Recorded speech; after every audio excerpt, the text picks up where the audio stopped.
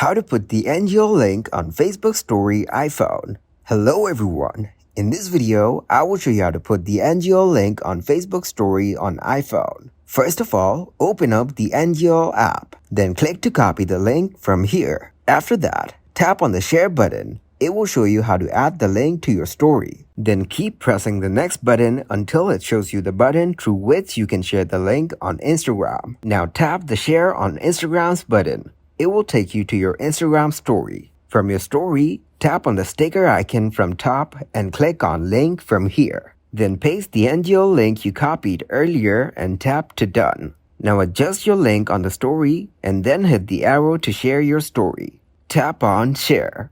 Then you can see the options in also share to. From here, tap to share it on your Facebook story. Then click to turn on the automatic share to Facebook. Then your story will be shared on Facebook. Click on done to share it on Instagram as well. Now open up the Facebook app and tap on your story.